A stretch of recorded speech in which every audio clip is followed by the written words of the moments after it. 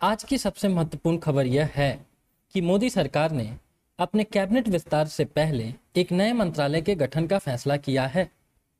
साहूकार से समृद्धि के नजरिए के साथ अलग से सहकारिता मंत्रालय बनाया जाएगा। इसे पूर्व में संयुक्त तौर से कृषि एवं सहकारिता मंत्रालय के नाम से जाना जाता था। यह मंत्रालय सहकारिता आंदोलन को मजबूती प्रदान करने के लिए अलग प्रशासनिक, कानूनी एवं नीतिगत ढांचा उपलब्ध कराएगा। यह मंत्रालय सहकारिता के लिए कारोबार की प्रक्रिया को आसान बनाने का काम करेगा और इस मंत्रालय का गठन यूनियन बजट में की गई घोषणा के अनुरूप ही हो रहा है। आइए सबसे पहले सहकारिता या कोऑपरेशन का अर्थ समझते हैं। इसका अर्थ एक से अधिक लोगों अथवा समूह का किसी कॉमन गोल को अचीव करने के लिए किया गया सामूहिक प्रयास है। इस प्रकार से सहकारिता को हम प्रतिस्पर्धा की ठीक विरोधी अवधारणा के तौर पर मान सकते हैं। जैसे कि मान लिया जाए कि किसी गांव में 10 परिवार हैं और सबको खेती बाड़ी के लिए ट्रैक्टर की आवश्यकता है। यहाँ ध्यान देने वाली बात यह होगी कि एक परिवार को 365 दिनों तक लगातार ट्रैक्टर की आवश्यकता नहीं होती है। ऐसे में 10 के 10 परिवार एक ही ट्रैक्टर से अपना काम चला सकते हैं। अंततः अब अगर एक परिवार के पास ट्रैक्टर है तो सहकारिता की भावना के अंतर्गत बाकी के 9 परिवारों को अन्य जरूरी इक्विपमेंट्स को खरीदना चाहिए और उन इक्विपमेंट्स को ट्रैक्टर उपलब्ध करवाने वाले परिवार को भी इस्तेमाल में लाने देना चाहिए। सीधे शब्दों में कहें तो सहकारिता की भावना के अंतर्गत अपने साधनों को समाज के अन्य सदस्यों के साथ साझा करना होता है। ऐसा भी कहा जा सकता है कि सहकारिता कोई नई अवधारणा नहीं है, बल्कि हम ह्यूमन बींग्स या जानवर आदिम काल से ही सहकारी व्यवहार करते आए हैं। अब बात करते हैं इसके निर्माण की आवश्यकता के बारे में। 2018 के आंकड़ों के अनुसार भारत के कुल कार्यबल का लगभग आधा हिस्सा कृषि कार्यों में संलिप्त है। भारत की अर्थव्यवस्था में इस क्षेत्र का योगदान लगभग 17-18% है।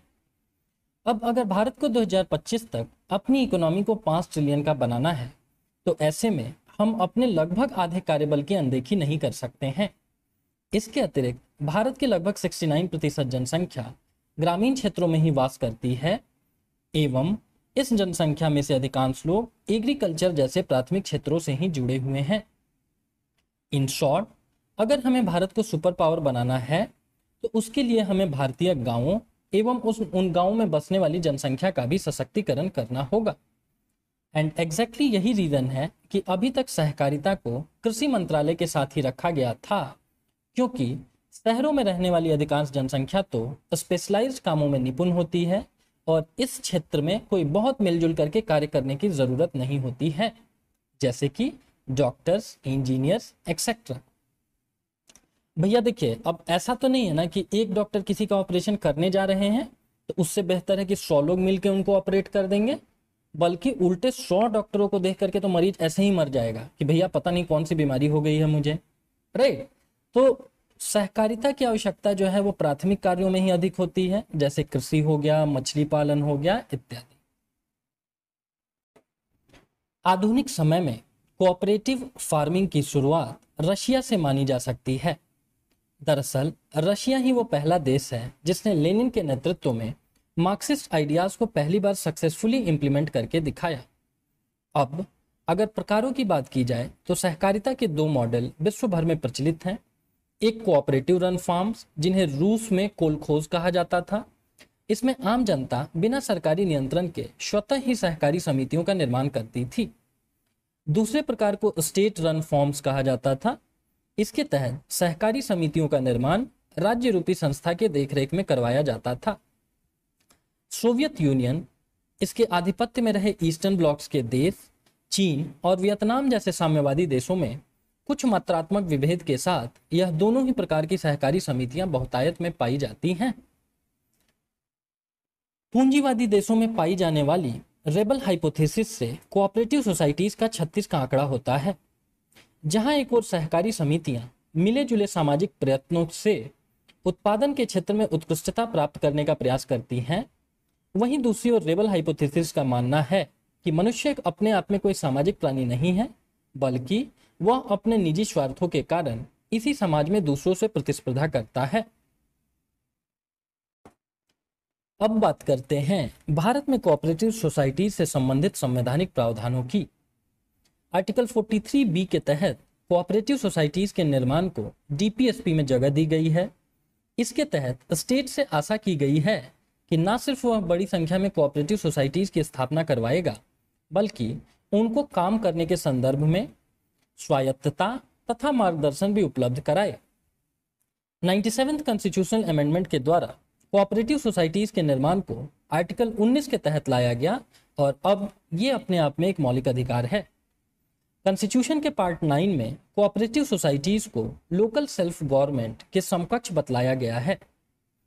इसके अतिरिक्त विधान परिषद की कुल संख्या के 1/6 भाग का नामांकन राज्यपाल द्वारा उन लोगों के बीच से किया जाता है जिन्हें साहित्य, विज्ञान, कला, सहकारिता आंदोलन और समाज सेवा का विशेष ज्ञान एवं व्यवहारिक अनुभव हो। अब चूंकि कृषि राज्य सूची का विषय है, अंतः सहकारिता आंदोलन से जुड़े लोगों के चयन की व्यवस्था केवल राज्य विधान परिषद में ही की गई है और राज्यसभा को इससे मुक्त रखा गया है। और अंत में आगे की राह, क्योंकि भैया मंत्रालय वगैरह तो बन गया, लेकिन इसके आगे किसानों के कल्याण के लिए क्या और किया जाना चाहिए सहकारिता आंदोलन के क्षेत्र में, और क्या हम आप करें जिससे सहकारिता के लाभों को मैक्सिमाइज किया जा सके। सबसे पहले तो लैंड रिफॉर्म्स होने चाहिए। दशकों से रुके हुए भूमि सुधारों को राजनीतिक प्रतिबद्धता के साथ लागू करना होगा, जैसे कि चकबंदी, हदबंदी इत्यादि। इसके अतिरिक्त गाँव में जाकर के लिटरेसी रेट को इन्हेंस करना चाहिए, क्योंकि एक पढ़ा लिखा आदमी ही विभिन्न सरकारी नीतियों के प्रावधानों को समझ करके उनसे अपने लिए लाभ अर्जित कर पाएगा। इसके अतिरिक्त सहकारिता के लाभों को बताने के लिए इसका प्रचार प्रसार करना चाहिए, अवेयरनेस कैंपेन चलाने चाहिए और साथ ही साथ ग्रामीण जनसंख्या में स्किल डेवलपमेंट के लिए भी प्रोग्राम्स चलाने चाहिए। तो ये एक बहुत अपने आप में इम्पॉर्टेंट खबर थी जिसको हम लोगों ने एनालाइज किया। ऐसे ही और खबरों को जानने के लिए हमारे साथ बने रहिए। वीडियो को लाइक, शेयर और सब्सक्राइब जरूर करिए। धन्यवाद।